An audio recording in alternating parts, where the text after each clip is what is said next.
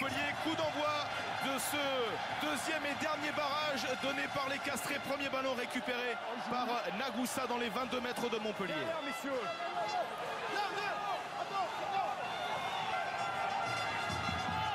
Le départ auprès de Gentil. On lâche, derrière. Ballon sur la ligne des 22 mètres. Premier ballon maintenant Thomas pour Julien. Thomas justement qui était incertain mais qui tient sa place. Ballon récupéré en couverture par Marc Andreu.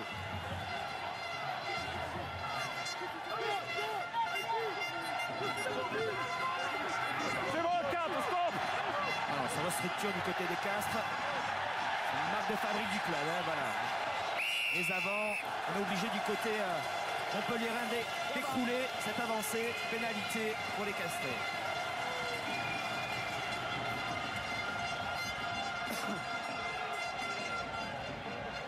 Et la première pénalité après moins d'une minute que va sûrement tenter Romain Tellet. L'occasion pour nous d'aller voir Arnaud Coste au bord du terrain. Arnaud Coste, vous nous avez parlé tout à l'heure des conditions météo. Quelles sont-elles exactement? Mais il a fait beau toute la semaine, donc le terrain va être dur mais mouillé puisqu'il pleut depuis ce matin assez fort sur Castres. En tout cas là pour l'instant il n'y a pas de pluie. Il y a le vent par contre qui est assez fort et qui est pour Castres sur la première mi-temps puisque c'est les Montpelliérains qui avaient gagné le toss et qui ont donc décidé de débuter contre.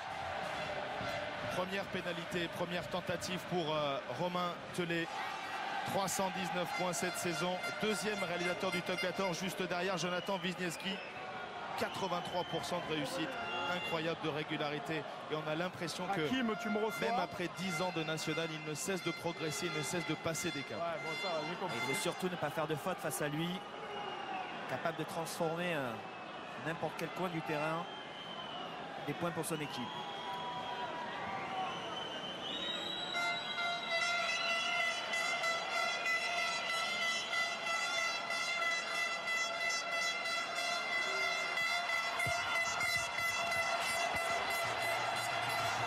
C'est manqué, c'est un premier échec dans ce match de barrage pour Romain Tellet. On en reste là, 0-0 après 2 minutes et 20 secondes de jeu.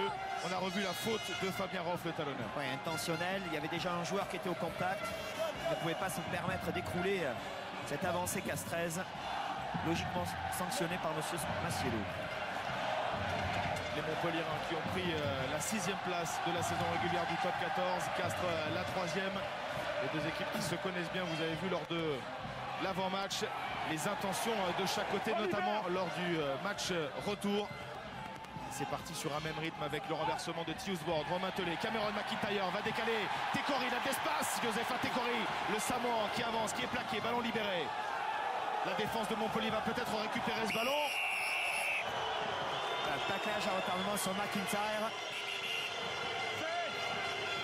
Fakaté. Capitaine.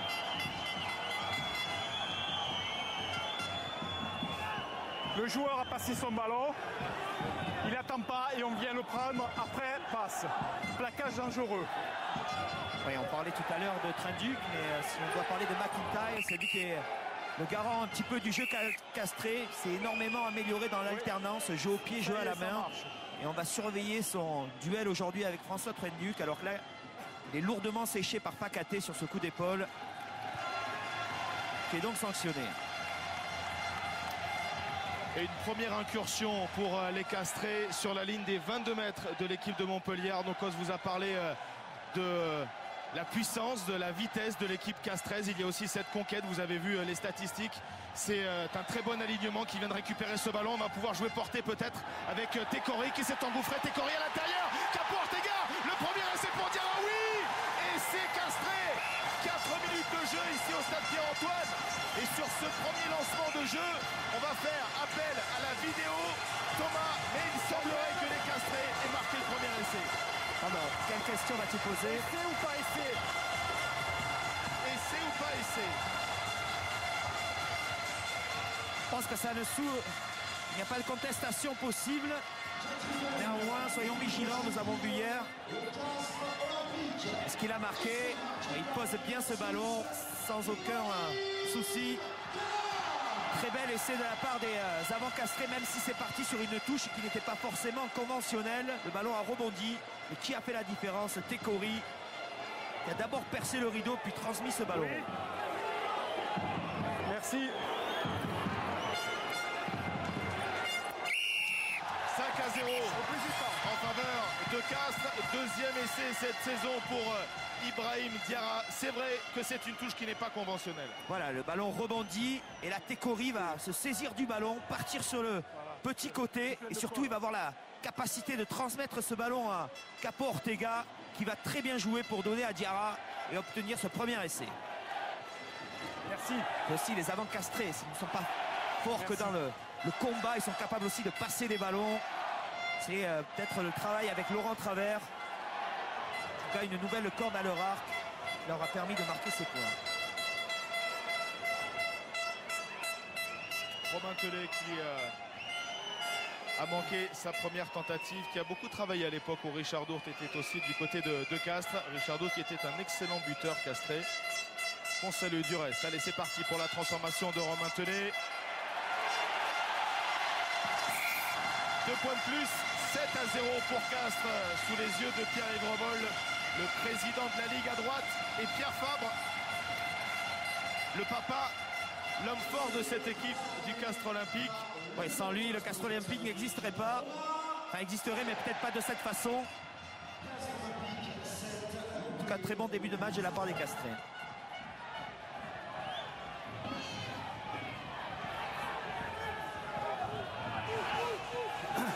Libéré. Mazo est mis au sol dans les 22 mètres castrés. Merci, monsieur. Tius Borde, le jeu au pied pour lui. Pression maintenant sur Matadigo, le numéro 8, le Fidjien qui récupère. Percussion sur Caballero. Bon soutien de Rov. Bonne libération de Julien Thomas. Et maintenant, on peut écarter avec Thierry. Dans la ligne, c'est Sylvain Mirande qui franchit, qui avance sur quelques mètres et qui va libérer. Sortie rapide. Mais Gorgodze est rapidement mis au sol.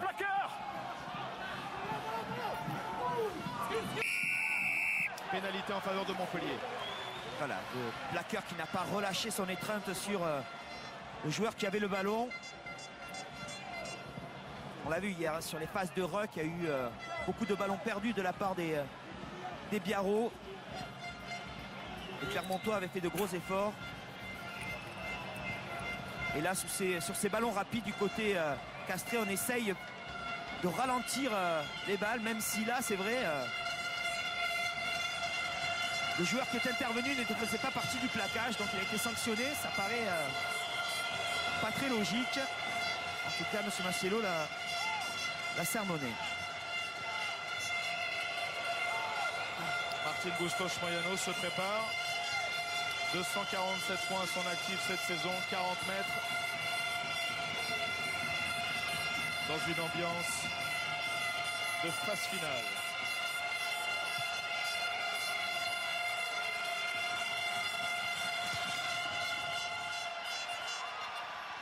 C'est brossé, ça passe entre les poteaux, impeccable. Un toucher de footballeur. Ouais, avec élégance, on dira. On sent bien le petit côté argentin, facilité dans le mouvement.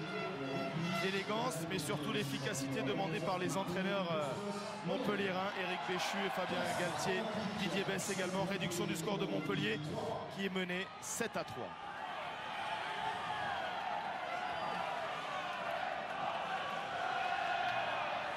Allez, aucune des deux équipes n'a vraiment mis la main sur cette rencontre, n'a vraiment pris l'ascendant sur son adversaire.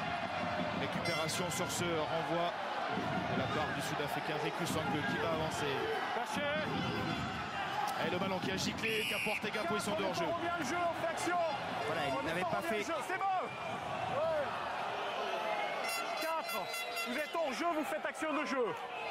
Voilà, Capo Ortega qui revenait se positionner sur le côté, qui n'a pas fait l'effort d'aller derrière les derniers pieds pour pouvoir intervenir sur ce ballon qui était sorti pas bien conservé, en tout cas de la part des Montpelliérains. Des petites fautes pour l'instant de part et d'autre, certainement dû à la nervosité. Il était en train de se replacer, Rodrigo Capo Ortega, l'Uruguayen. Titulaire à la place de Mathias Roland qui s'est blessé lors de la dernière journée face à Biarritz et qui est remplaçant. C'est bon Mathias pour Roland, toi. joueur très important dans le dispositif castré. Castres qui met la pression sur Julien Thomas. Le demi de mêlée de Montpellier qui va libérer. Matadigo, départ au pré. Lâchez. De la patience aussi pour les Montpelliérains dans cette première partie. Ah, il faut fixer la défense de Castres. Ah, il est rentré sur le côté, ce qui m'avait semblé exactement. Non, non, non. Ok. C'est un peu de discipline Non, non, non. aussi de Le chaque ballon est au côté. cœur, il n'est pas sorti. Ok. On se laisse emporter aussi par la passion des deux côtés en match de phase finale. Toujours difficile à gérer psychologiquement. Tiens, là, on va tenter d'aller en touche, passe au vent. Côté Montpelliérain. Le pied gauche de Sylvain Mirande qui va trouver la touche à 5 mètres, impeccable. Très bon pied gauche, Sylvain Mirande, capable également de buter de loin. Appelé de dernière minute, on va dire, cette semaine, parce que tous les Toulousain, le Fidjien qui était le titulaire de cette fin de saison, eh bien, s'est blessé. Et donc, Sylvain Mirande a profité de cette pénalité et cette faute de Luc Ducalcon, rassuré par Chris Mazoé pour ramener Montpellier à 5 mètres. Lancé en touche très intéressant pour Fabien Roff. Anke, on va jouer portée peut-être, on est mis au sol. Pas les mains, stop. Dans l'axe, on insiste. Grosse bataille dans ce ruck. Ibrahim Diarra doit sortir de la zone plaqueur-plaqué. Le ballon, vous le voyez, il est disponible. Caballero à la limite. Derrière. 10 minutes de jeu au stade Pierre-Antoine. Première occasion, première véritable occasion pour Montpellier.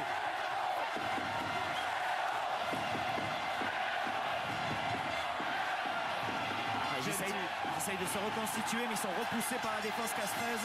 Il va perdre le ballon. Il va perdre le ballon. Gentil, non. Oh, il a libéré sous le bras in extremis. Attention à François Traduc, le jeu au pied dans le dos. Coup de sifflet de Monsieur Massiello. C'est devant.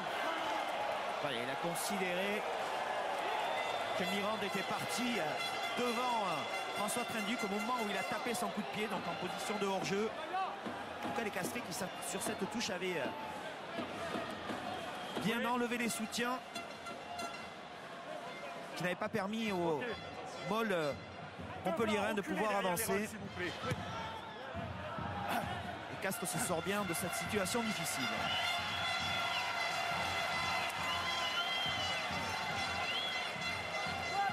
Ça va droit. Alors regardez, Pardon.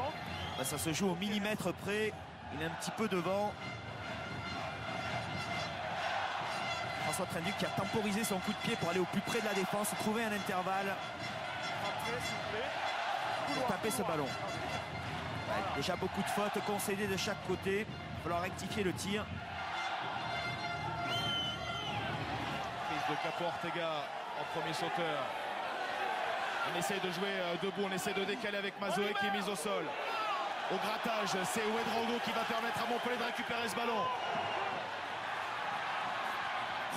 Attention au large avec François Trinduc, énormément craint par cette défense de Castres. Le relais maintenant de Fabien Roff, Julien Thomas qui écarte. Sylvain Mirande, plaqué par Cameron McIntyre. On va renverser la solution au large avec Gorgodze dans la ligne du soutien. Percussion de Mamouka Gorgodze.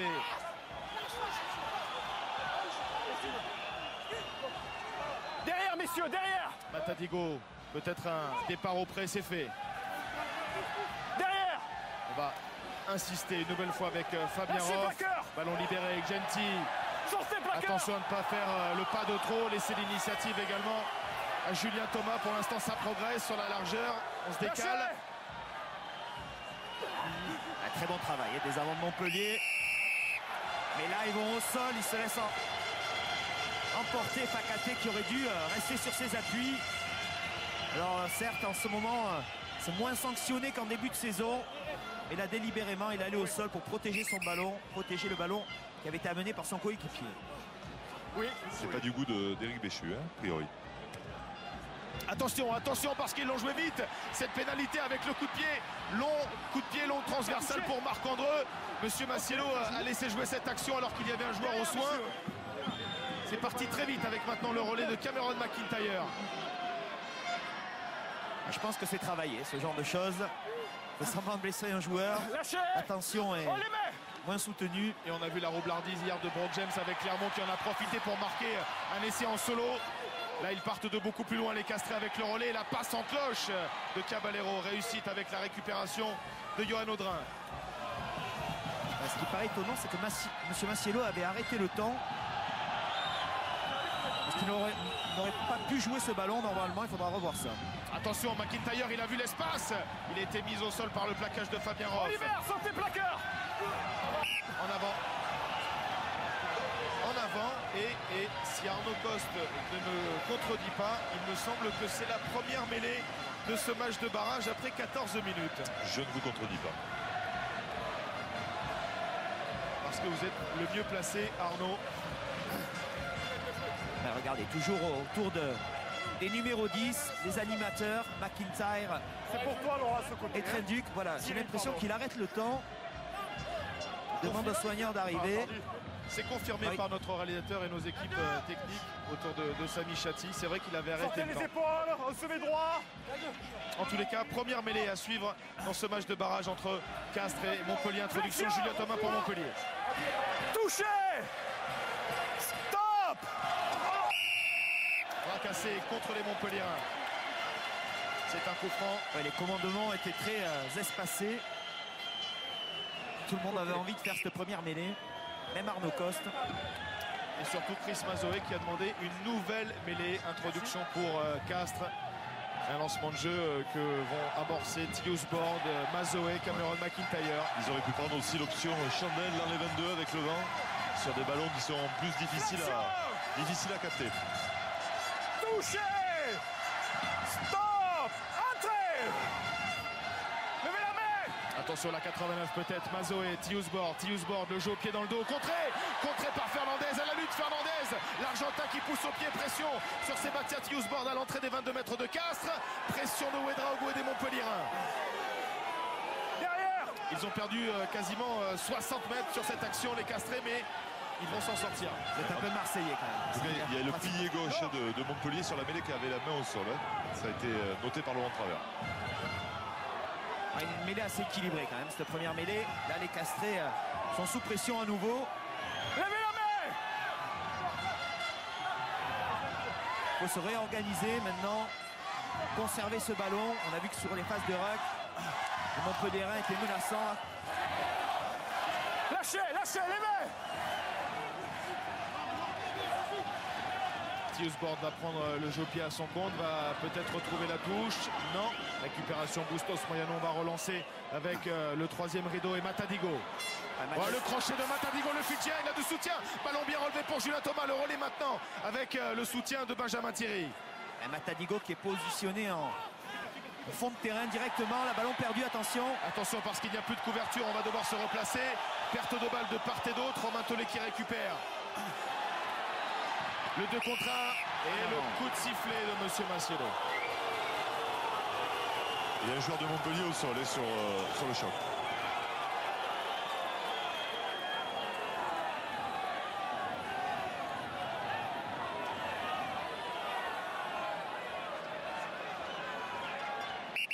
Arrêt du temps. Ouais, c'est un joueur important. Hein. Matadigo, il a été blessé pendant une bonne partie de la saison.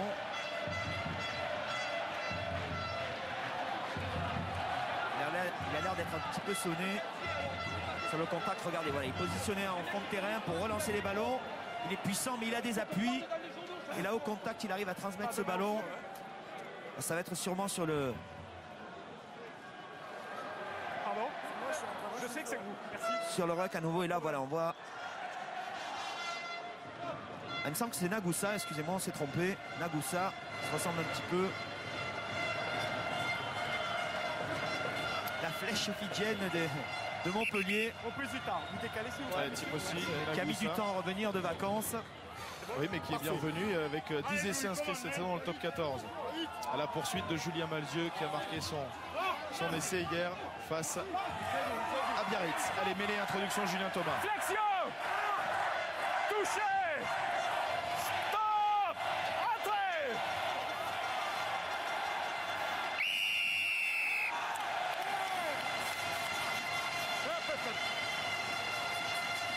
À droite.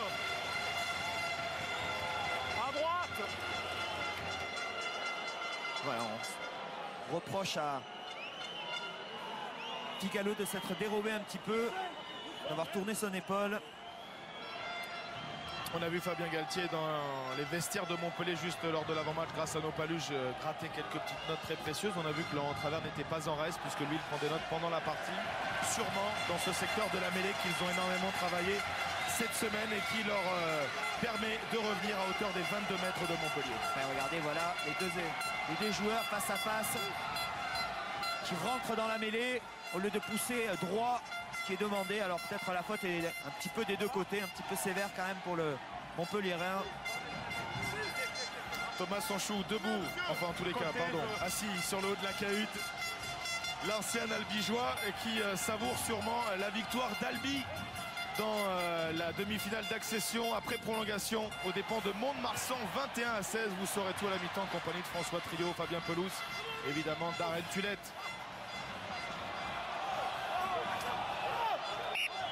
En avant des joueurs de Castres, il y a beaucoup, comme le disait Arnaud, de petites fautes. Ouais, du côté castré, soit on n'arrive pas à capter le ballon, ou alors on prend des ballons en première zone, ce qui ne permet pas d'ouvrir sur les trois quarts rapidement. On essaye de construire, mais les avants de Montpellierin arrivent constamment à Oui, il fait quoi? déjouer les avancées castraises. Ok, restez droit hein, et on ne tire pas vers le bas. Hein. Regardez ici, voilà. Pendant toute la saison, peut-être, l'alignement était un peu plus performant, mais là, en phase finale, un petit peu de stress, un petit peu de tension. Ils peuvent expliquer ces erreurs. Touché. Stop.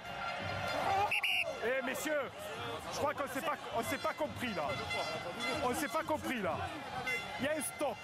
Bien blanc. C'est clair? On est bien blanc. Super. On l'a refait.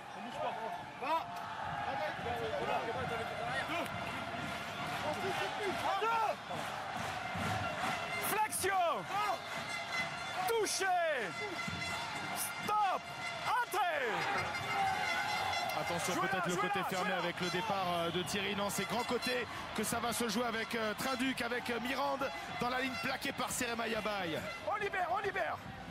On libère, monsieur Massiello l'a dit, et on a bien du mal à libérer parce que Julien Thomas a été bien repoussé par son vis-à-vis de Hughes-Bourne, mais on va avancer quand même au cœur avec les avants de Montpellier.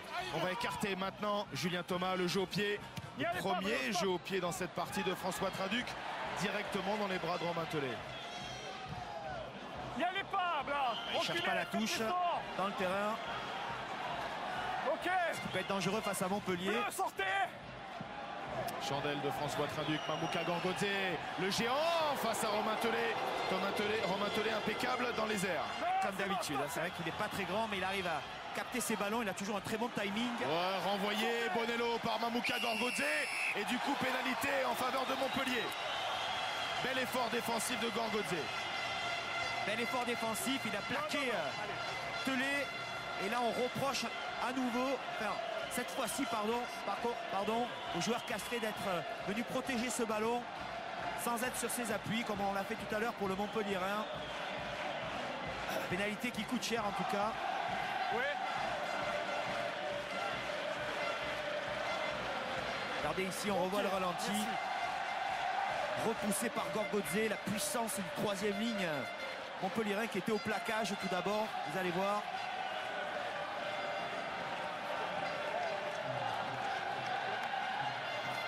Messieurs, un petit mot avec Laurent Travers avant la pénalité. Laurent, on sent beaucoup de tension et des fautes qui vous sont un petit peu inhabituelles sur ce début de match, mais des deux côtés aussi.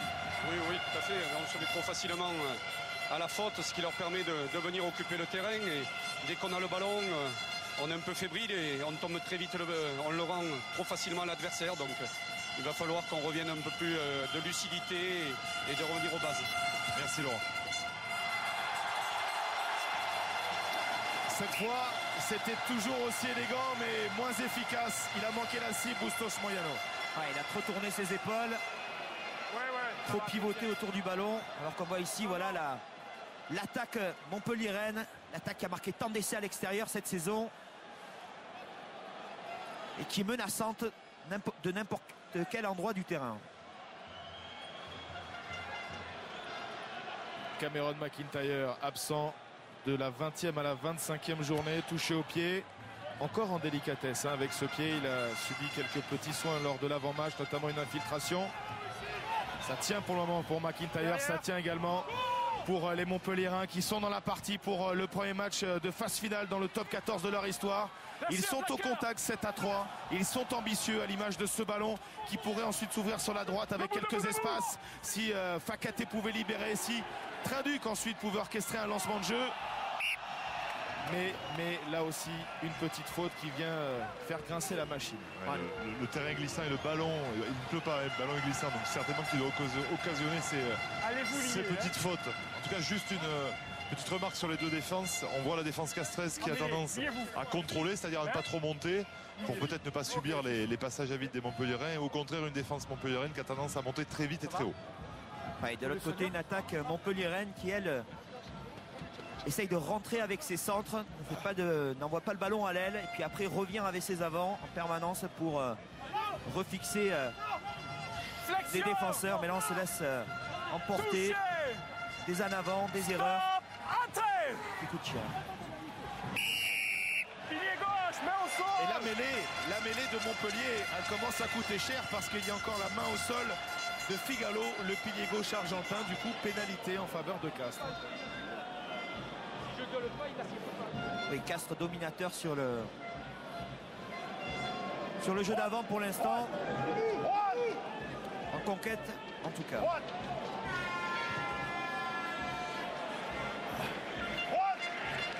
Touche trouvée à une trentaine de mètres de l'embut montpelliérain. Toujours 7-3 en faveur de Castres. Avec, bien entendu, au centre de l'écran, l'homme au cigare, Gérard Chollet, qui a occupé les postes de première ligne ici à Castres dans les années 70 et qui fait partie du Grand Chelem 77, notamment avec le 15 de France. Ouais, il était craint, hein. C'était un joueur très dur, mais au cœur tendre. Et le ballon volé par les Montpelliérains. Attention, il est obligé de se coucher, Roff. Et un en avant peut-être. Signalé par Monsieur Massiello, comme quoi finalement voler un ballon dans l'alignement n'est pas toujours très bon. Ouais, effectivement, c'est vrai, mais on voit que sur cette pénalité, les Castrés ont annoncé en avance la touche, puisque les Montpelliérains n'avaient que 2 blocs de saut, hein, avec Anke et Ouedraogo au fond. Et donc, ils n'ont pas pris la lecture, en tout cas, sur l'annonce. C'est tout le problème d'annoncer un petit peu en préaction. En tout cas, c'est vrai qu'avec la qualité de la touche castraise, théoriquement, ils devraient s'adapter un peu mieux. Flexion. Touché. Stop. Entrée. Yohan Audrin dans l'axe de cette mêlée. Que va-t-il choisir Yohan Audrin? Il va être sollicité juste après Mazoé. McIntyre maintenant va longer vers Cabane. Cabane le joue au pied dans le dos. Attention, couverture, il y a peut-être Benjamin Thierry. Ah, il était trop loin de la défense. La défense montpelliéraine qui était contenue, qui ne s'est pas livrée, qui a laissé les joueurs castrés exécuter leur mouvement. Putain. C'est pour toi, Kava, c'est pour toi.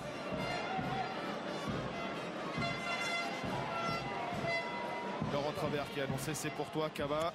Ça devait être sur la touche. Ce ne sera pas Caballero, mais plutôt Capo Ortega. Et ils n'ont pas récupéré le ballon. Merci. Les Castrés, c'est conservé par Julien Thomas. Peut-être le coup d'œil dans l'axe vers François Trinduc. Non, le jeu au pied est pour lui. Récupération, Fulgence Ouedraogo, le capitaine de Montpellier, qui va libérer. On va jouer en avançant avec un nouveau jeu au pied.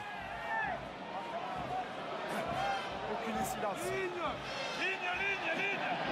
Romatelet qui porte le jeu au pied légèrement dévissé, peut-être un peu court. Récupération. Figalo, l'Argentin. C'est joué vite par Julien Thomas qui va emballer sur cette pénalité. La Chister avec Gorgoté, Mamouka Gorgoté qui va s'enfoncer, qui va être pris par le bon retour, le bon plaquage de Diarra, la grosse faute. La grosse faute de Bonello parce que ça peut aussi déboucher sur un carton jaune. Ça va déboucher sur un carton jaune. Discipline aussi primordiale dans les moments importants et dans les moments de phase finale avec les matchs éliminatoires. 10 minutes avec le coup de tête là, de Julien Thomas sur Bonello. Surtout que Bonello est à l'origine de la pénalité au départ. Il était en position de hors-jeu. Il a le sang chaud, Bonello.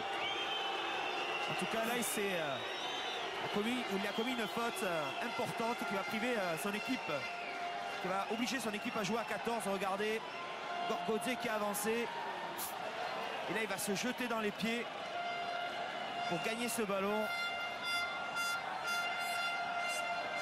Dans des phases finales comme ça, il faut absolument essayer de se contenir. Ce qu'il n'a pas fait. Et derrière, le coup de tête est parti des deux côtés. Tête contre tête, mano à mano. Et pour l'instant, écart très serré. Castres mène 7-3. Bustos Moyano, troisième tentative.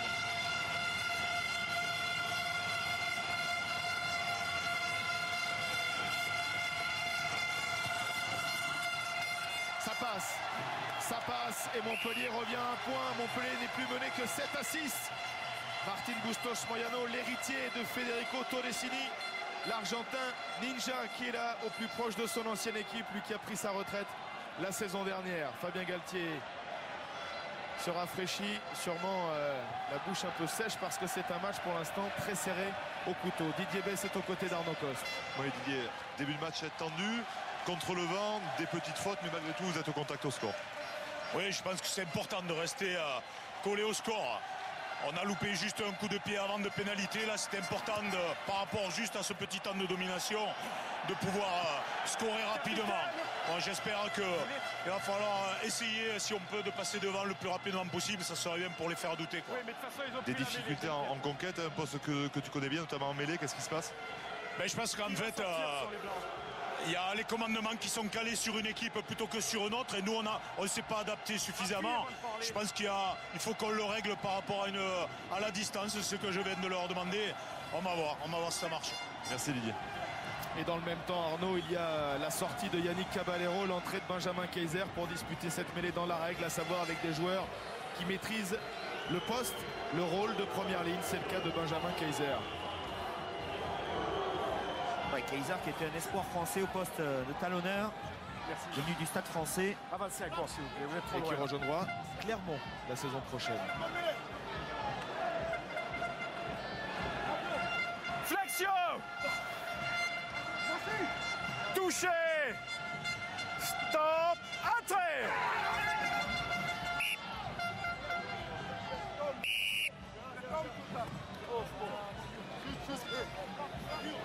Avancez, on est trop loin. Faites-le, s'il vous plaît. Hein? Venez là. Avancez encore. Merci, monsieur. 9, venez là, s'il vous plaît. Venez. Et suite à ce renvoi direct des Castrés, on va repartir avec une mêlée qui a bien du mal à s'ordonner sur la ligne médiane. Il y a beaucoup de solutions. Thomas, ça va sûrement se jouer. Eh bien, au sifflet avec une nouvelle pénalité contre les Castrés. Sûrement pas du goût de Laurent Travers, hein, cette mêlée castraise avec Yannick Forestier, dont on parlait beaucoup pour l'équipe de France et qui finalement n'a pas été retenu. Ouais, il a fait une très belle saison.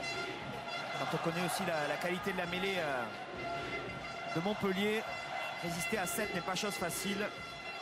Le regard dubitatif un peu de Laurent Labitte, il sait très bien que l'équipe de Castres, même si elle avait bien débuté cette rencontre, a perdu l'occasion avec le vent peut-être de distancer cette équipe montpelliéraine qui est menaçante, qui a l'occasion de passer devant. Pour la première fois dans ce match de barrage au stade Pierre-Antoine à Castres, Montpellier et Martin Bustos Moyano, c'est vrai, peuvent prendre la tête au tableau d'affichage.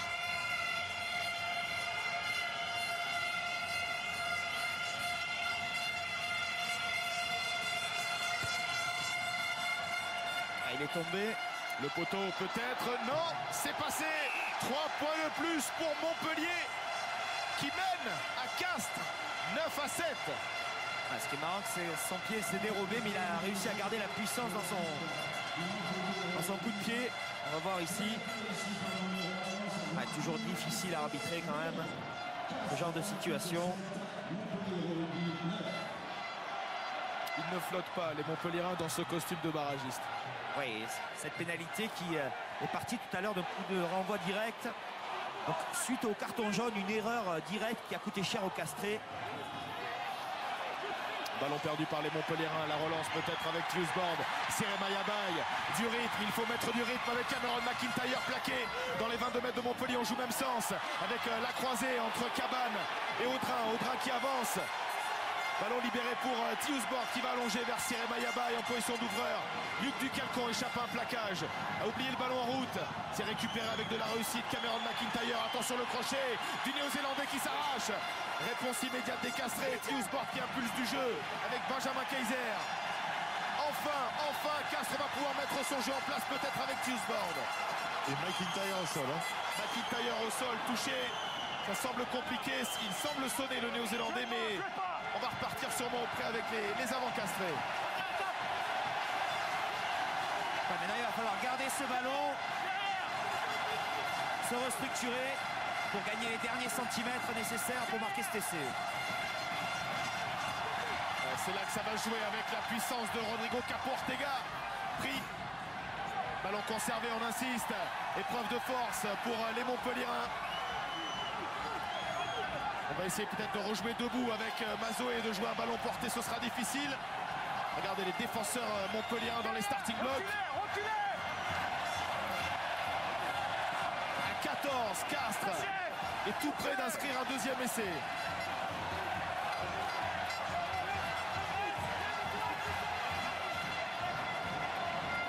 Ils prennent le temps, les Castrés.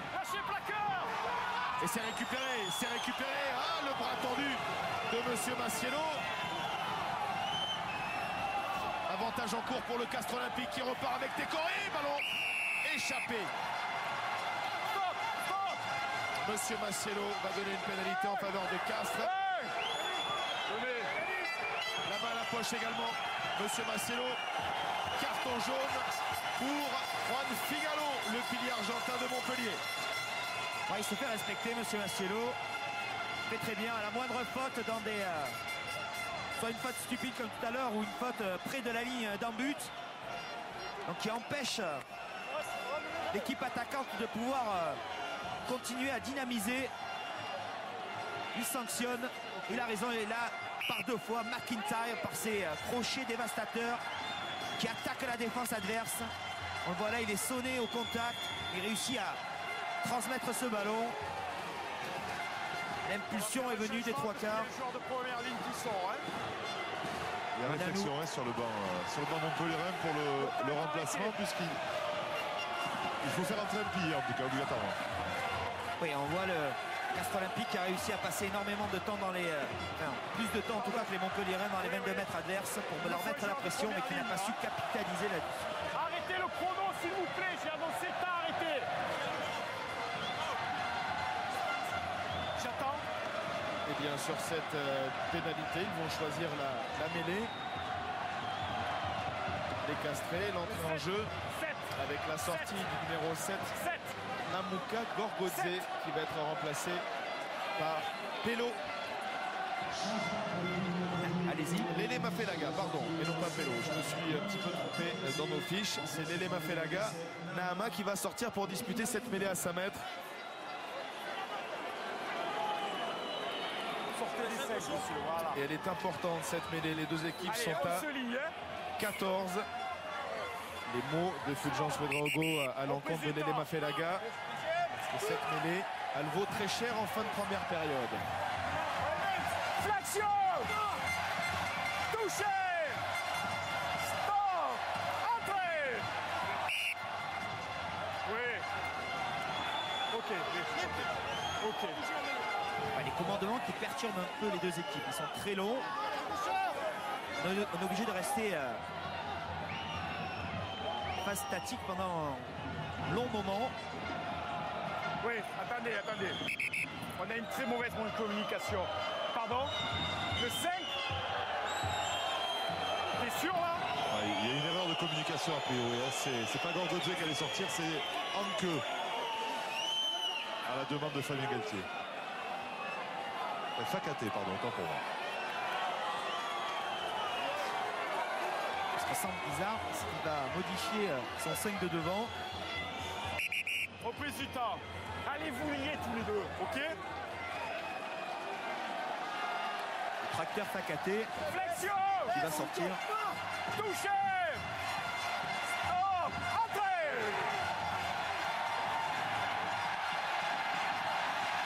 Attention, la mêlée. Castres qui emporte tout sur son passage avec Mazoé qui n'a pu se saisir du ballon. Nouvelle pénalité contre Montpellier. Parce que je vous ai dit, hein, ça me paraît surprenant ce changement de la part de Fabien Galtier. Il enlève de la puissance effectivement au niveau de la mêlée, mais peut-être qu'il souhaitait garder de la mobilité avec Gorgodze qui monte seconde ligne. Oui, Mais effectivement, sur une mêlée à 5 mètres de la ligne, on garde peut-être la puissance. Mais bon, c'est le choix de l'entraîneur. Exactement.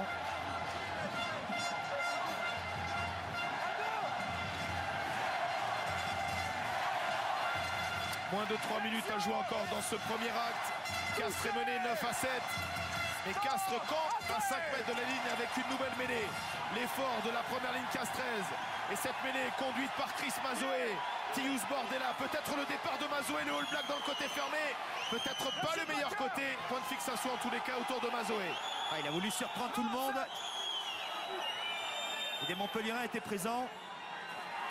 Et les Montpelliérains sont toujours présents dans ce ruck. Beaucoup d'impact au cœur. Et le bras tendu de Monsieur Massello en faveur de Montpellier. Mêlée pour Montpellier. Logique sur ce ballon, sur ce ruck. Ce n'est pas la première fois dans cette partie. Les Montpelliérains ont fait l'effort. Et Castres ne consomme pas assez de joueurs. En tout cas, ne protègent pas leur ballon pour pouvoir empêcher les Montpelliérains de pouvoir leur subtiliser. Regardez, il ne voit pas du tout ce qui se passe. Chris Mazoé et Matadigo est vigilant.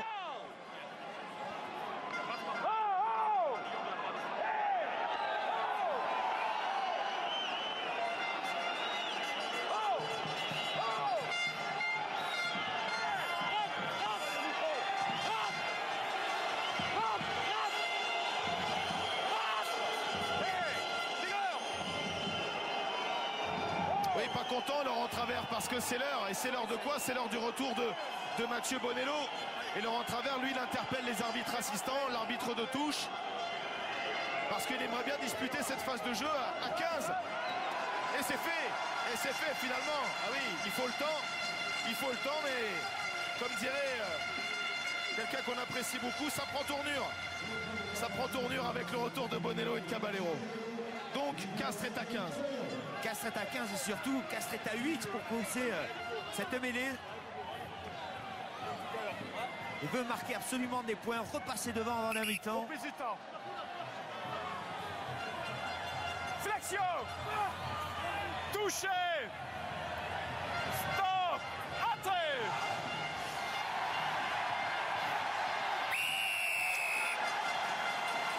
Montpellier sanctionné.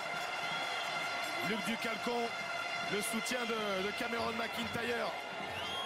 Et ils vont reprendre peut-être la mêlée. Ils veulent en tous les cas faire craquer cette équipe de Montpellier. Ça serait logique. Voilà, c'est l'heure. C'est l'heure où on voit ce qu'on a souvent dans le ventre. Regardez ici, voilà l'impact. On est obligé de se relever du côté de Montpellier face à la pression du 5 de devant Castré. Il faut se serrer en première ligne, en deuxième et en troisième ligne. Aussi serré que l'est le score, puisque Montpellier mène péniblement de 2 points, 15-9-7. Touché. Stop. Entrée. La main au sol. On se lève. Pour Lélé Mafelaga, le pilier gauche de Montpellier.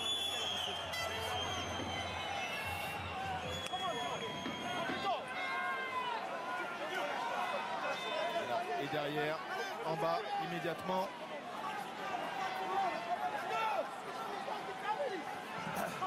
Phase de jeu pour initier que c'est mêlé à 5 mètres de la ligne. Épreuve de force impitoyable. Lancé, en tous les cas, introduction initiative pour Tius Bord.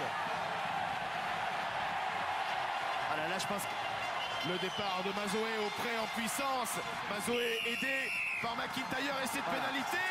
Et cette pénalité sévère, il me semble en tous les cas, parce que cette action, en tous les cas cette mêlée, s'était déroulée pour une fois dans la règle.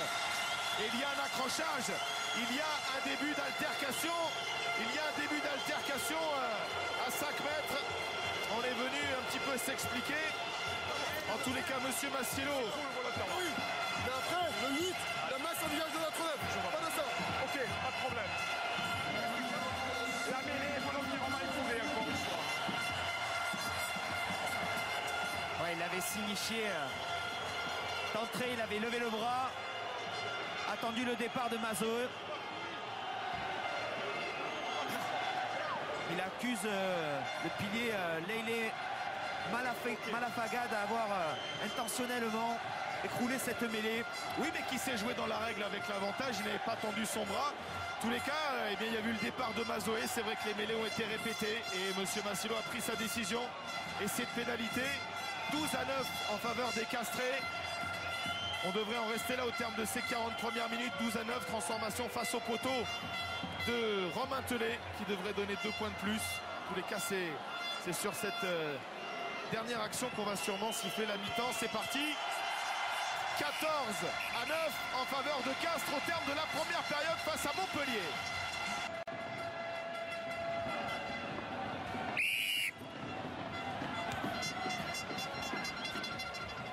Le coup d'envoi de cette deuxième période et un premier ballon capté en 2 temps par les Castrés qui vont pouvoir essayer de dynamiser avec un passage à vide autour de Audrin qui va relancer.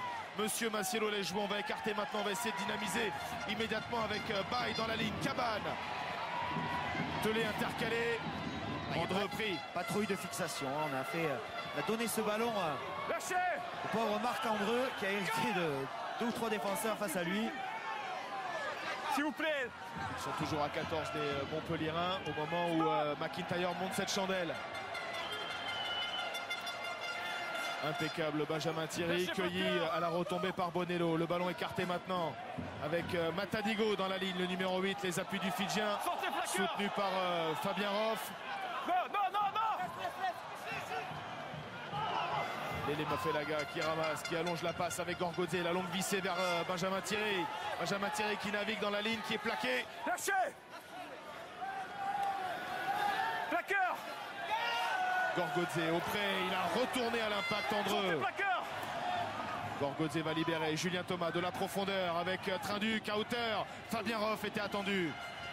Ouais, très bon plaquage. Attention, on va gratter, peut-être on va gratter. Que va décider monsieur Massiello? Il laisse l'initiative aux Montpelliérains. Ouais, les Montpelliérains, même en infériorité numérique, n'hésitent pas à produire du jeu. Et à varier avec ce jeu au pied dans le dos pour trouver une touche indirecte et s'installer dans les 22 mètres de Castres. Ouais, très bien joué, on a surtout réussi à conserver le ballon du côté montpelliérain. Et Julien Thomas avec sa vista qui a tapé ce coup de pied, alors que là il y avait un plaquage offensif de la part de Ducalcon qui avait retourné Roff. Regardez les appuis d'Audrin. Voilà le passage à vide involontaire de Diarra qui ouvre l'espace à Audrin. Qui aurait pu être sanctionné. Regardez ici, voilà, toute la technique de Thomas qui a dû travailler de longues heures avec Fabien Galtier pour pouvoir réaliser ce genre de mouvement. Bonello lancé. Gêné en touche, comme l'a dit Fabien Pelous sur le plateau.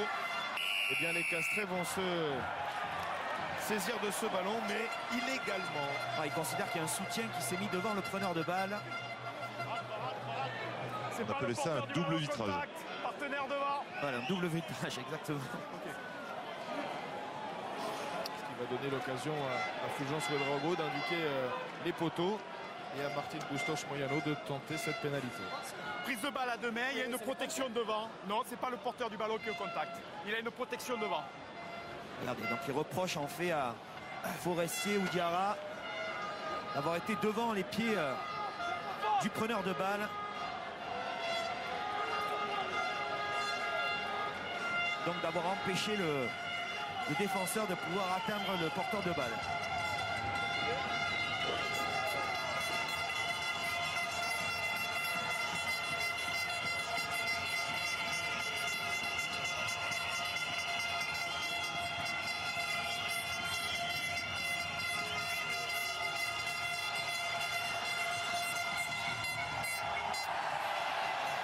Sur 4 et finalement 4 sur 5 pour Martin Bustos Moyano qui permet à Montpellier de rester au contact. 14-12 ici au stade Pierre-Antoine. 2 points de retard seulement pour les Montpelliérains et peut-être leur supporter numéro 1, Loulou Nicolin, qui a fait le déplacement avec son fils pour supporter cette équipe de Montpellier. Il y a beaucoup de monde dans les tribunes, hein. On ne peut pas vous montrer tous les supporters montpelliérains. Il y a Rémi Martin qui sera montpelliérain la saison prochaine. On nous a annoncé en tous les cas qu'il était là. Il y a Louis Picamol aussi. Et Michel McCurdy qui est venu supporter ses anciens partenaires. Lui qui finit la saison du côté de Carcassonne. La prise impeccable dans les airs de Fakaté. On lâche. Vous voulez me contredire?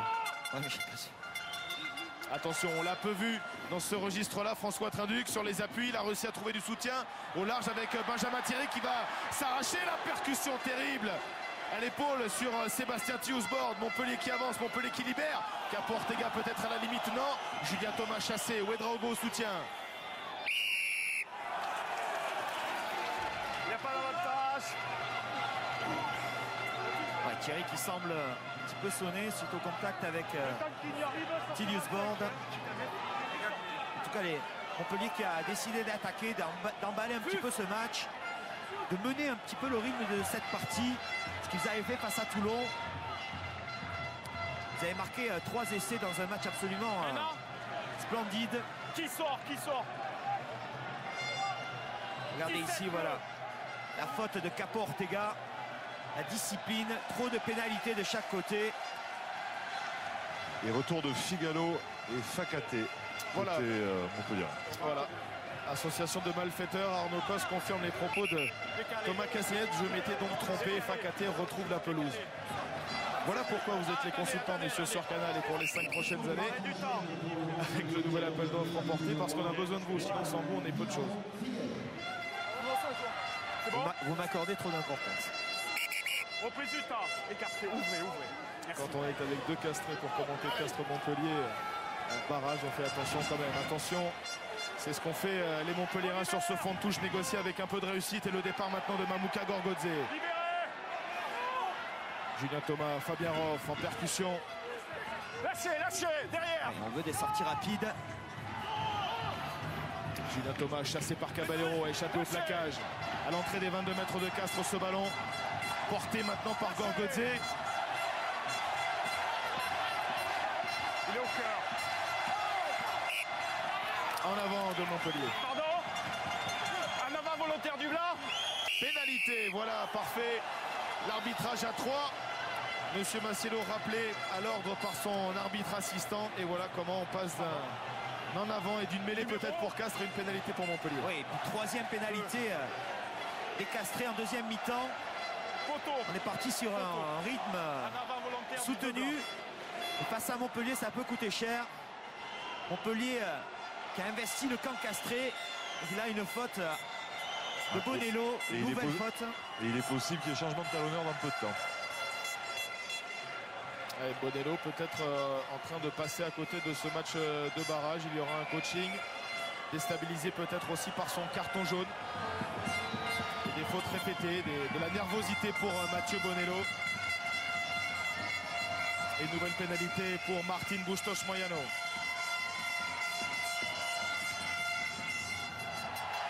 Montpellier reprend l'avantage et mène 15-14.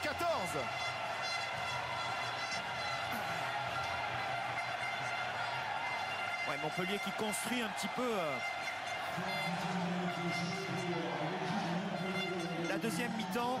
Les Castrés n'ont pas réussi à monopoliser le ballon. Montpellier qui a contre-attaqué de son en but. Mis les Castrés à la faute. Ils sont revenus dans cette partie.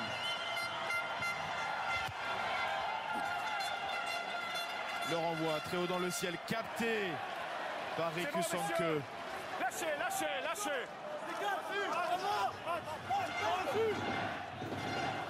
Sortez On plaqueur. redémarre au près avec Matadigo maintenant pris par Tekori. Pas de main. Le jeu au pied, contré, attention à Bonello. Bonello qui va concéder la touche finalement avec ce compte sur Julien Thomas. Et Bonello qui s'est bien rattrapé sur ce contre. On avait mal protégé Julien Thomas du côté montpelliérain.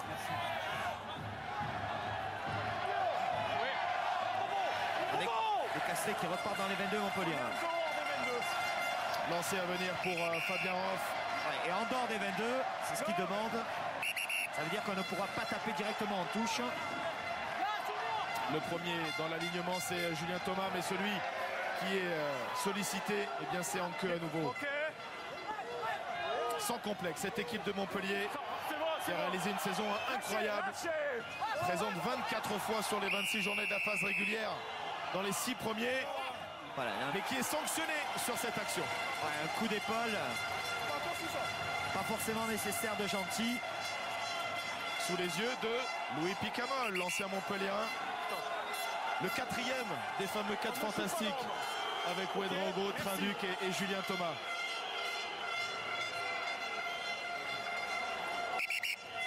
Il n'y a que d'indiscipline dans cette partie.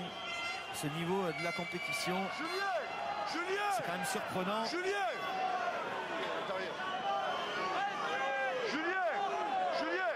9-10 pieds. 9-10 et pied. Loin devant. Ça veut dire qu'il faut taper dans la balle. Pas rester sous la pression des Castrés. Subir une faute quand on connaît la précision de Romain Tellet.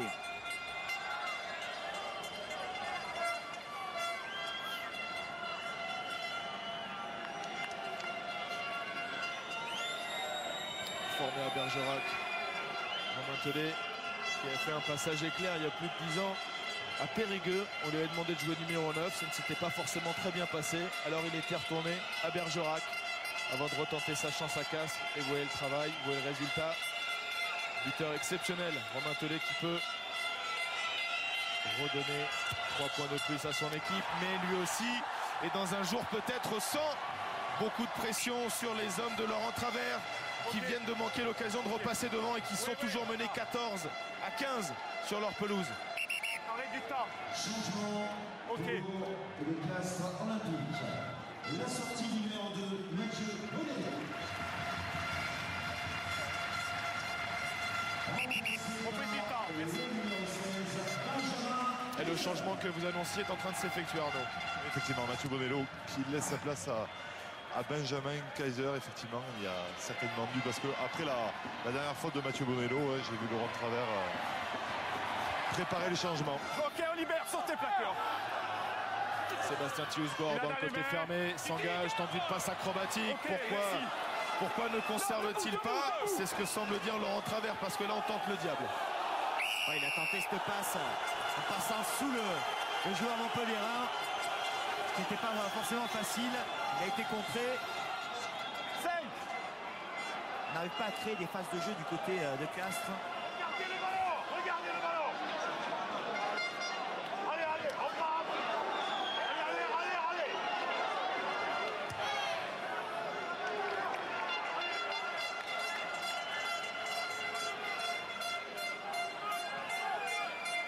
Voilà, regardez, on rentre sur le côté aussi de la part de Fakaté. À des deux côtés, beaucoup d'erreurs.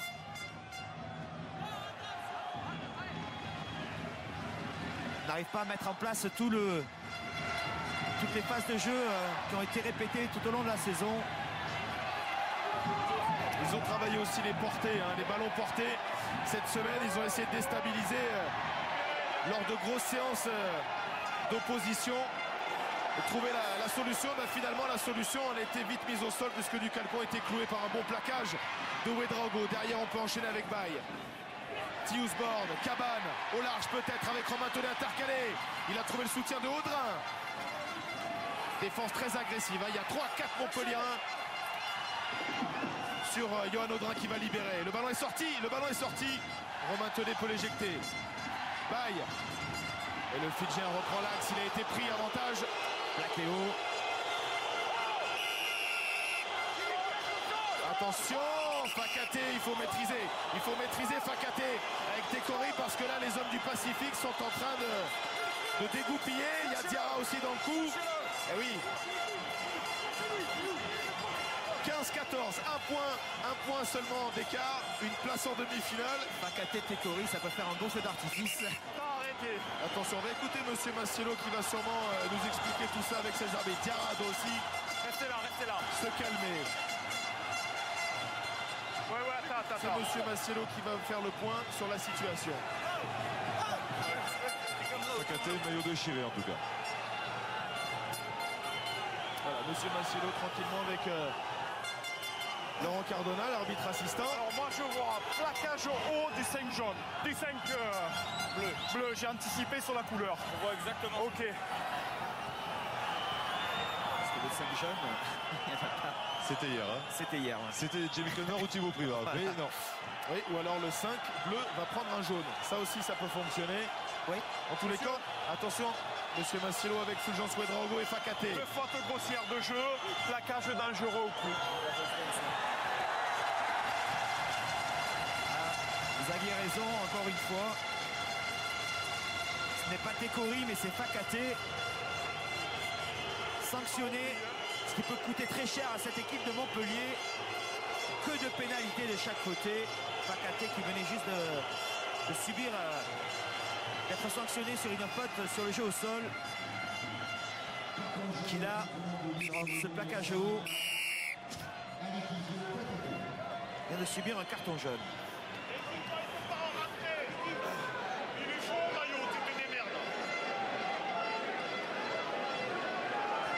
Trinduc, Ouedraogo, les internationaux retenus dans la liste de Marc Lévemont pour la préparation de la Coupe du Monde doivent remobiliser leurs partenaires, essayer d'éviter de faire ce genre de faute. Essayer aussi, comme le disait Eric Béchu, comme vous le signaliez tout à l'heure Thomas, réinvestir la moitié de terrain des Castrés et arrêter d'encaisser des points inutiles, même si là Romain Tellier n'a pas encore passé les 3 points, lui qui n'est pas forcément dans un jour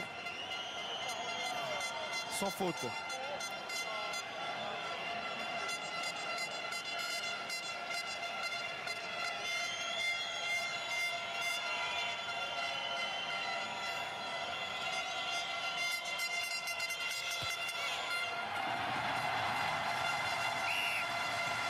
Et dans le brouhaha du stade Pierre-Antoine, dans cette ambiance de phase finale, Romain Tellier n'a pas tremblé et Castres mène 17 à 15. Et il va y avoir du changement, hein, côté Castré, important, très certainement, puisqu'Ibrahim Dira va laisser sa place à Mathias Roland. Donc dans un premier temps, ça va certainement faire redescendre Tekori en 3e ligne centre et Chris Mazoé en 3e ligne. Mais Mathias Roland va certainement amener toute sa lucidité, tout son calme à cette équipe de Castres qui en a besoin aussi en ce moment.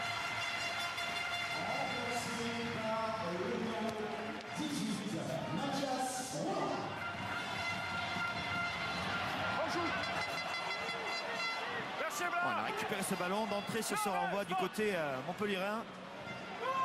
Peut-être pour un drop. Manqué. Dévissé. 9, stop.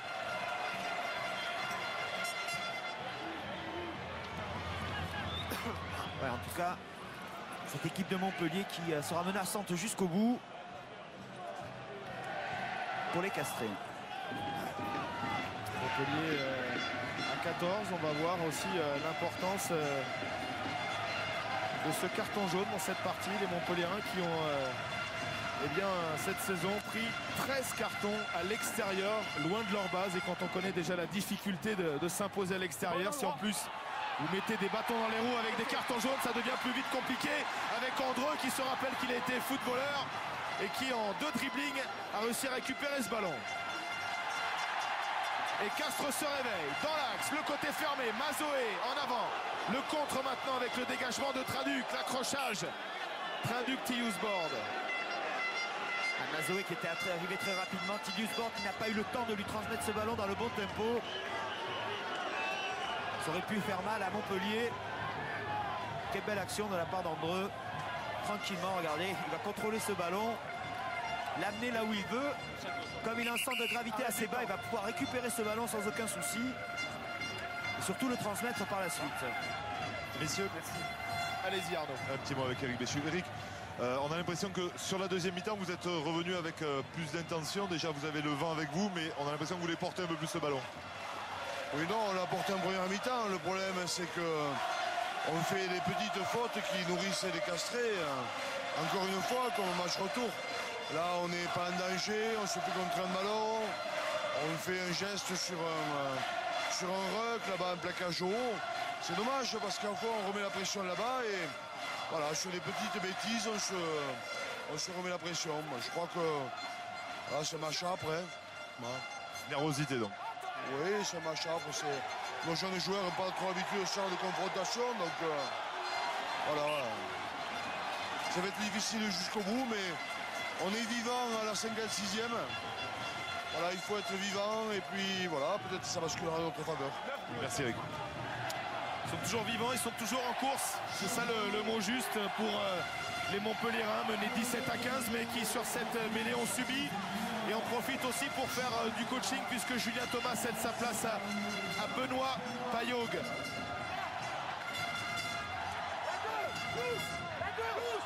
Flexion. Touché. Stop. Entrée.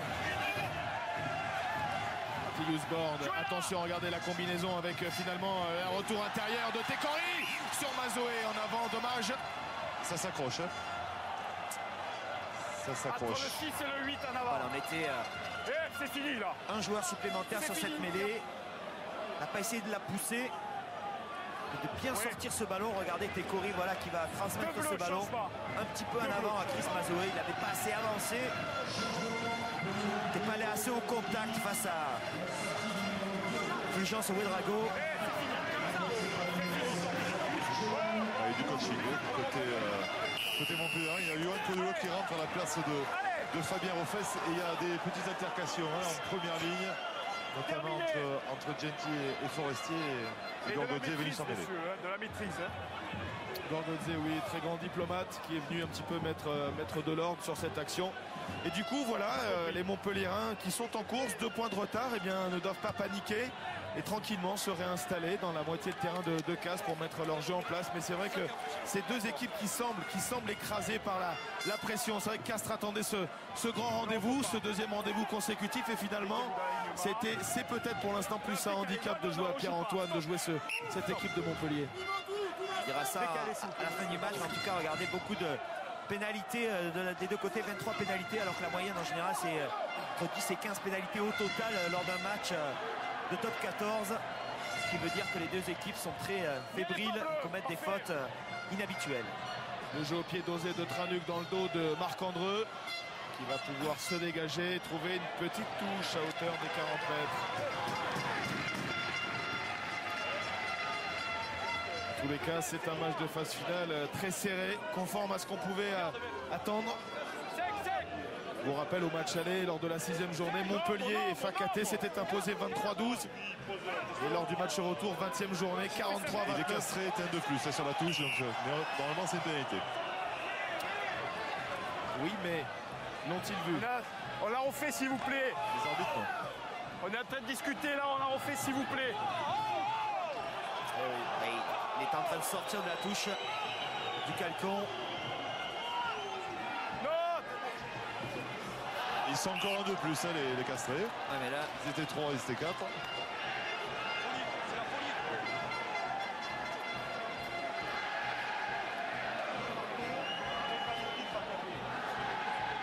le lancer n'est pas droit. On est un petit peu dans l'approximation.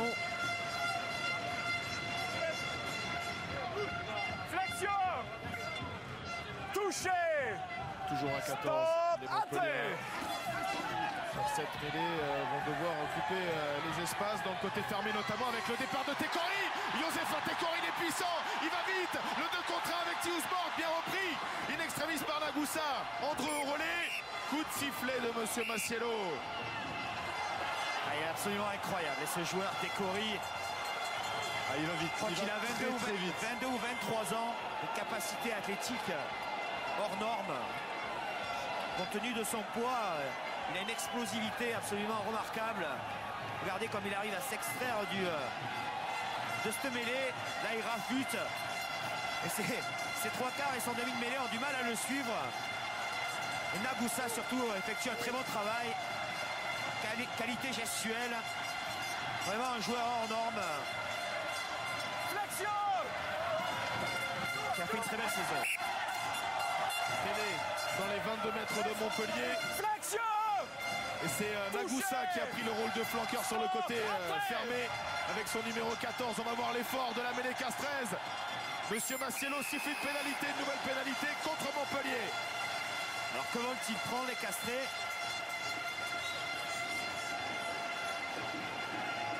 Ils prendre la pénalité ou aller en touche. Alors, ils vont taper. Laurent Travers laisse l'initiative à ses joueurs. C'est aussi ça le rôle de l'entraîneur. Et surtout des soucis en mêlée pour les Montpelliérains qui continuent. 5e mêlée perdue depuis le début de cette partie. Regardez ici. Alors là, on a en infériorité numérique, mais Nagoussa est dans. Oui. Sauf que Zakaté va rentrer. Et rentre d'ailleurs. Un peu moins de 20 minutes à jouer encore dans cette rencontre de barrage. Le dernier ticket pour les demi-finales se joue entre ces deux équipes, entre les Castrés de Benjamin Kaiser et les Montpelliérains. Et ça sent le tournant, ça sent le break. Ouais, la décision prise par les Castrés est lourde de conséquences. Il faut absolument marquer sur cette touche. Avec Tiusbord qui replace du Calcon. C'est dans l'axe que ça va se passer, c'est dans l'axe que ça va. Matadigo qui a écroulé cette avancée. Mazo est pris. Lâchez le plaqueur. Derrière.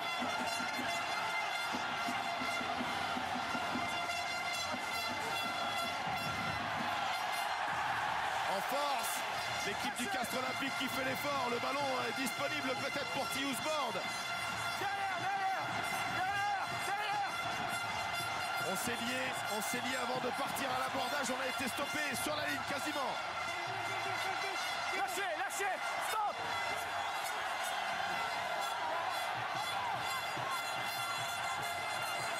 Derrière. Belle résistance de la part de Montpellier. Derrière. Pour rester bas. Empêcher les Castrés de pouvoir se former. Ils vont prendre le temps qu'il faut, mais ils vont essayer d'y aller en force, au près, parce que ce n'est pas derrière, ce n'est pas sur la largeur que ça devrait se décanter, même s'il y a Romain Tellet dans la ligne, il y a Baye qui se replace. Le ballon était sorti, messieurs. Gros effort défensif de Ouedraogo, Caportega qui va libérer. On a perdu quelques mètres importants. Face à la défense agressive de Montpellier. Derrière. Romain Tellet dans l'accès pour le drop. On joue debout, hein. On fait jouer debout, Voilà hein. bien longtemps que les Castrés n'ont plus inscrit de drop en championnat cette saison. C'est un exercice dans lequel ils ont excellé. Mais c'est peut-être sur ce coup-là. Non, dans le côté fermé, les changements d'appui de McIntyre mis au sol. En avant. Beaucoup d'efforts pour pas grand-chose finalement. Même s'il reste dans les 22 mètres de Montpellier. Ouais, énorme plaquage de Gorgodze sur McIntyre. Mais quelle défense de la part des Montpelliérains qui ont résisté, qui ont fait reculer les Castrés, qui s'étaient bien formés au départ. Et là, vous allez voir Fakaté qui va taper sur ce ballon. Il est dans l'axe, il a le droit. 4 bleus va sortir. C'est ce qu'on m'a annoncé, hein.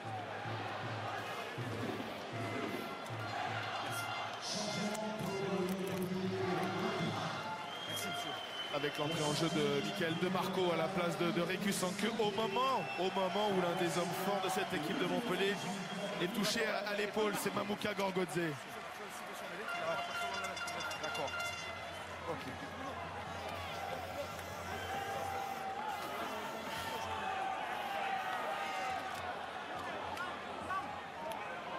Monsieur, quand vous présentez, vous introduisez. Avec les derniers mots de Franck Massiello à l'encontre Ça va aller? de Noah Payog. Elle était importante en tout cas. On prise du temps. Cette touche suite à cette pénalité qui n'a pas été tentée par les Castrés. Ils sont toujours à une pénalité des Montpelliérains, ce qui pourra coûter cher en fin de partie. Oui, mais Montpellier pour l'instant coincé dans ses 22 Touché. mètres. Stop. Entrée. Et Montpellier va déjà devoir tenir le choc en mêlée fermée, ce qui est assez compliqué. Derrière. Non. Ils vont s'en sortir avec peut-être le jockey de François Traduc. Derrière. Benoît Payog pris dans ce ruck. Va éjecter. Trinduc, le jeu au pied qui ne va pas sortir. Ça ne va pas sortir, c'est récupéré par Andreu. La relance. Andreu va choisir le jeu au pied. La chandelle à l'entrée des 22 mètres. Il a tapé cette chandelle parce qu'on ne peut pas marquer l'arrêt de volée. Ils ont perdu le ballon. La claquette, c'est bien fait. Avec Romain Cabane, avec Audrin. Les Castrés qui poussent et qui sont toujours dans les 22 mètres de Montpellier à un quart d'heure de la fin. Sur la largeur. Il fallait sur au large. Mazoé, la passe acrobatique et récupérée in extremis par Trinduc. Qui était monté en pointe. Ouais, il avait coupé, heureusement, l'attaque Castres, car il y avait un surnombre sur l'extérieur. Ils ont rentré le ballon.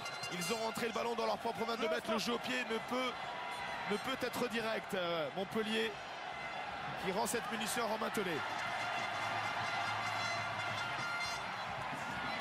Le jeu au pied dosé de Romain Tellet en couverture. Payog récupère ce ballon. Le soutien autour de lui. Lâchez! Ils sont secoués les Montpelliérains depuis quelques minutes. Ils sont secoués mais vont pouvoir se donner un peu d'air avec cette pénalité. Ouais, ils sont secoués. Ils ne rompent pas. Ils arrivent à trouver les ressources en permanence pour pouvoir se reconstituer, repousser les assauts castrés qui ont manqué de réalisme sur les 10 dernières minutes et qui n'ont pas réussi à prendre des points, capitalisés sur leur domination numérique d'abord. Et enfin, au niveau de l'occupation. Arrêt du temps. Et il va y avoir du coaching, messieurs, côté Castré. Deux premières lignes en la personne de Daniel Snyman et Karl Luft. Et Steve Malonga en troisième ligne qui vont rentrer respectivement à la place de Luc Ducalcon, Rodrigo Capo Ortega et Yannick Forestier. Voilà pour 13 grosses minutes dans ce match de barrage où Castres ne compte que 2 points d'avance. Castres qui mène 17 à 15, toujours pas d'essai pour Montpellier. Montpellier 2 matchs seulement cette saison sans essai, face à Toulouse et face à Perpignan. Et surtout, on connaît leur capacité à très bien finir les rencontres puisque c'est dans les 10 dernières minutes qu'ils marquent le plus d'essais, 14. Donc les Montpelliérains n'ont pas dit leur dernier mot, même si là, eh bien, ils sont sanctionnés pour une faute. Carnot, vous avez qualifié de double vitrage tout à l'heure contre les Castrés, mais cette fois c'est Montpellier qui manque de maturité, peut-être de discipline pour assurer la conquête. Des fautes souvent simples qui pourraient être évitées. Et souvent c'est des positionnements aussi à la limite, travaillés à l'entraînement. Et qui là, sous l'œil vigilant de monsieur Massiello, sont sanctionnés. Regardez ici, voilà. 7 bleus, changement. Plusieurs appels. Et Gorgodze qui se retrouve devant. Il est un peu pris par la combinaison. Il a eu du mal à suivre. Et Gorgodze justement qui sort, qui laisse sa place. Je crois qu'il avait soufflé de l'épaule, donc il est remplacé par Vassili Bost. Ouais, lui qui jouera la Coupe du Monde avec la Géorgie. Mamouka Gorgodze et la déviation de Caballero en avant. Et on revient à la première faute en avant de Sébastien Tillousborg.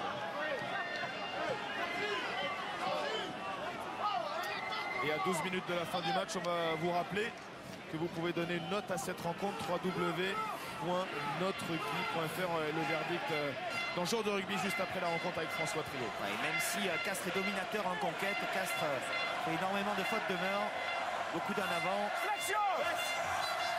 Touché! Stop! Entrez! Jouez là! Trinduc, la chandelle, très haut. Et la retombée, Romain Tellet. Ah, c'est récupéré. C'est récupéré par Santiago Fernandez. Il vaut de l'or ce ballon pour Montpellier dans la moitié de terrain de Castres. Ils n'y sont pas allés souvent. Et ils ne vont peut-être pas y rester longtemps encore en avant. Si Montpellier se met à vouloir égaliser la stade des en avant de Castres, ça va être compliqué. Rentre! Et rentre, c'est pas un joueur, c'est plutôt le staff médical. Parce qu'il y a un joueur de Montpellier qui semble souffrir. Ouais, toujours le gros effort aussi de Bonello, présent qui met la pression sur Payog. Regardez ici, voilà, 8-5. Flexion.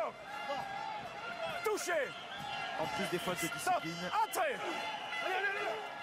Ils sont pris à l'impact. L'arbitre laisse jouer cette mêlée. Il y a une grosse pression de Montpellier. Pénalité pour Montpellier qui peut permettre à l'équipe de Fulgence Ouedraogo de reprendre l'avantage.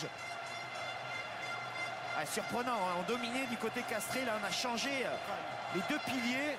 Et d'un coup, la pression s'est inversée. Ce qui pourra coûter cher. Ça fait pratiquement 10-15 minutes que les Montpelliérains ne sont pas venus dans le camp de Castres. Et là, sur la première incursion, une pénalité face au poteau qui leur permettrait de passer devant. Après, au niveau des bancs, ça a l'air assez tendu. Hein. C'est assez tendu du côté castré. Il y a tous les joueurs de Castres aussi qui sont derrière. On sent vraiment de l'inquiétude.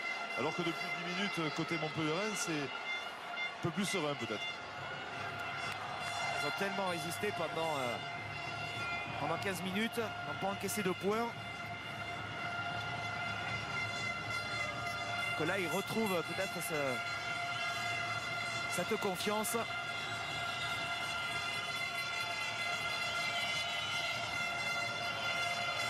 À 10 minutes de la fin de ce barrage, Montpellier peut reprendre la main avec Bustos Moyano. Oui, 3 points de plus pour Montpellier qui mène d'un point 18-17. Ok. Ah, il faut de suite repartir dans le camp de Montpellier pour les castrer. Réinverser, remettre la pression à nouveau. Avec l'aide d'Alexandre Albouy qui vient de rentrer à la place de Sébastien Thiusbon. Alexandre Albouy, l'un des grands anciens de cette équipe castraise, champion de France cadet en 1995 avec le CO. Parti du côté du Stade français pour un homme, pour Fabien Galtier, qu'il a énormément fait progresser, en tous les cas avec lequel il a travaillé au Stade français avant de revenir du côté de Castres. Le jeu au pied de Trinduc, récupération, non. Il a laissé filer Mazoé ce ballon pour Romain Tellet. Romain Tellet qui accélère. Petit jeu au pied par-dessus. Récupération Payog. Payog qui a levé la tête, qui va peut-être revenir un trou. Il va s'engager. Le soutien est là autour de lui. Ballon ramassé par Vassili Bost. Payog est là pour dynamiser un petit peu le jeu de Montpellier aussi. Et Payog, accéléré. Ouais, mais Payog là il en veut à Genty parce qu'il lui a dit laisse. Genty a voulu ramasser pour dynamiser et il a commis un en avant. Oui, Aramassa, en avant. Voilà, il faut prendre le temps. Il faut prendre le temps de construire. Il ne l'a pas fait, Genty. Et c'est un ballon rendu au castré. Voilà, Payog. Le Rochelet présent en phase finale. Ça doit faire plaisir à Jean-Pierre et Jean-Baptiste Elissel qui l'ont longtemps côtoyé. Il aura son mot à dire, Benoît Payog, pour ses 8 dernières minutes. Touché. Stop. Entrée. Alexandre Albouy, ballon contrôlé par la mêlée. Castrez, Mazo et Albouy, McIntyre. La passe au cordeau pour Cabane. Derrière, messieurs. Karl Höft, plaqué par De Marco sur la ligne médiane. Albouy et la montée en inversée de Nagoussa. En avant, sur cette passe volleyée. On a du mal à trouver des espaces quand même dans la défense montpelliéraine qui est très bien organisée. Certes, il y a eu Técori sur cette sortie de mêlée tout à l'heure. Et depuis, le castré, malgré le fait qu'il monopolise le ballon, et ne pas percer la défense.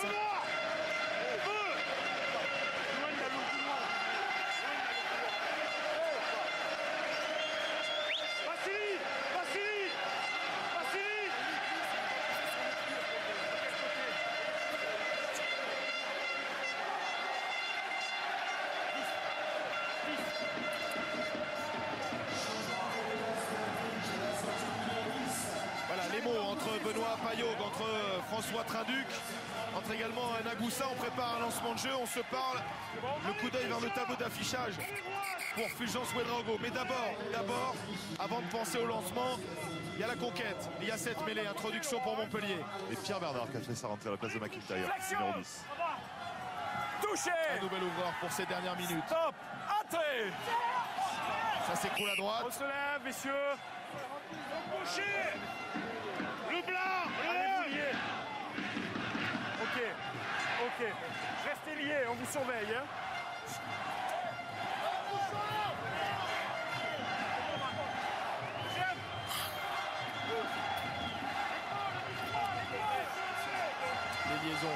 sais étiez plus. sur ce point Flexion. proposé par Samy Chatier, toutes nos équipes. Touché. Stop.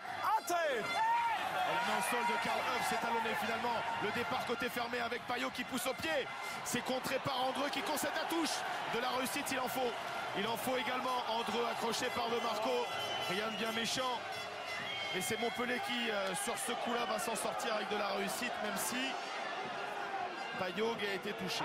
Payot qui avait été touché sur cette cheville, il me semble, face au Stade Français, en challenge européen. Là, il arrive à taper ce coup de pied sous la pression de Bonello, déstabilisé. Il tape dans le terrain fort.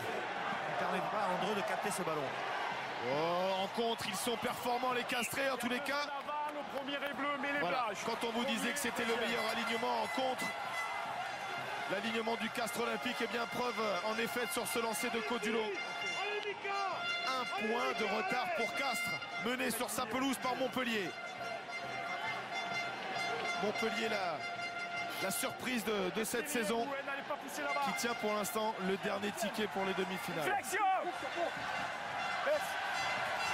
Touché.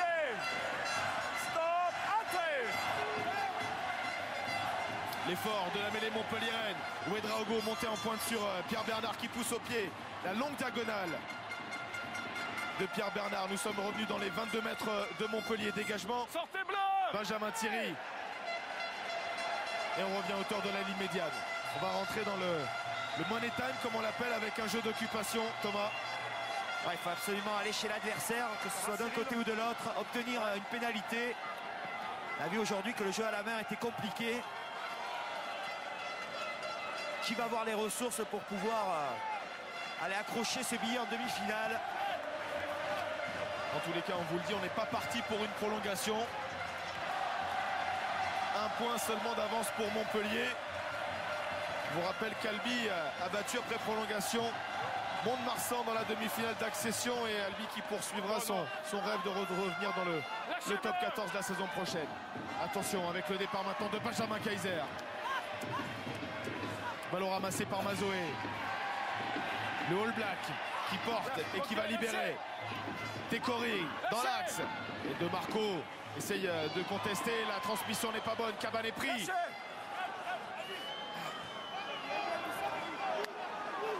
Albi.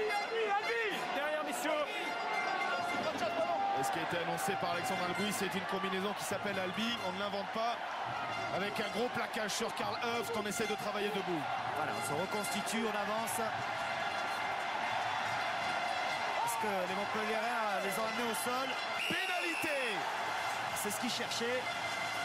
Pénalité sifflée par Franck Massiello. Pour un passage sur le côté, on a écroulé. Elle va peser lourd cette pénalité. Figalo qui s'est jeté dans les jambes des Castrés. Romain Tellet qui a pratiquement la victoire au bout du pied. Capitaine.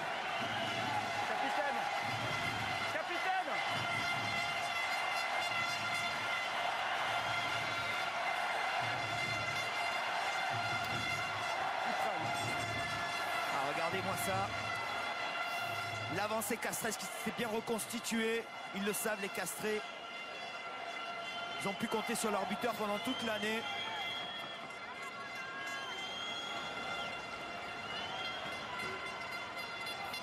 Quand une saison se joue sur un coup de pied,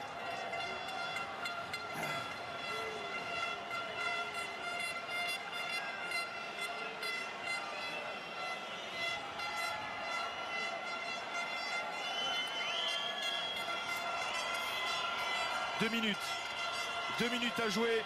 Il en a manqué peu dans sa carrière, Romain Tellet, des pénalités.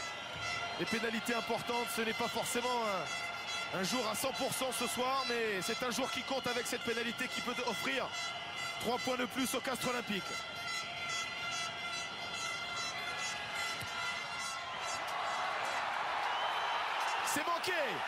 C'est manqué pour Romain Tellet. C'est manqué pour le buteur castré qui a tant donné, qui pour l'instant n'a pas encore offert de billets pour la demi-finale à son équipe.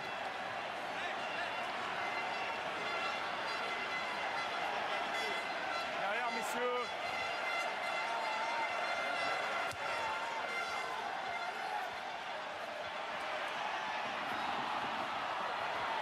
Voilà, On est pressé.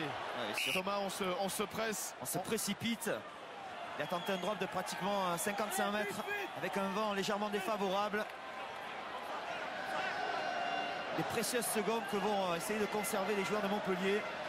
40 secondes. Montpellier est à 40 secondes d'habiller pour Marseille, d'habiller pour les demi-finales, pour retrouver le Racing. Racing Montpellier, qui l'eût cru il y a quelques saisons de voir ces deux équipes dans le dernier carré du top 16. On était habitué à voir Perpignan, on était habitué à voir Biarritz. Eh bien, Fabien Galtier est en train de réussir un énorme pari, mais il y a cette touche, Thomas, il y a cette touche avec le lancer pour Benjamin Kaiser. La touche de la dernière chance pour Castres.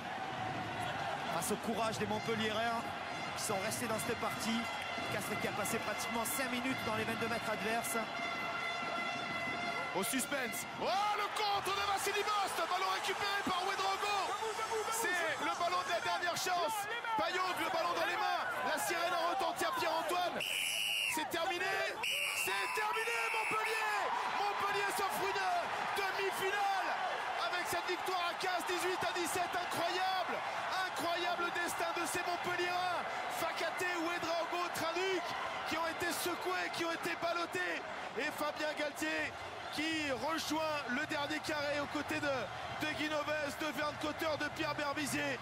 Montpellier, 6e au terme de la phase régulière, eh bien, s'offre une demi-finale dans 15 jours à Marseille face au Racing.